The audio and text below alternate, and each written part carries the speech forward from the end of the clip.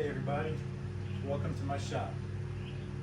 Today I'm going to fix my storage solution. As you can see, we've got various tubs and crates and things. And I'm sure you've seen it by now, the system where people use these totes to hang from the lip and they just slide in and out. Well, it's a great idea. There's lots of videos on YouTube out there about it. I'm going to build one for me. If you want to follow along, that's great. So that's what I'm going to do. First step, I need to clean this stuff out. But if you like what you see on my channel, please consider subscribing, like it, leave a comment. I'll try to answer all the comments. And let's move all this stuff.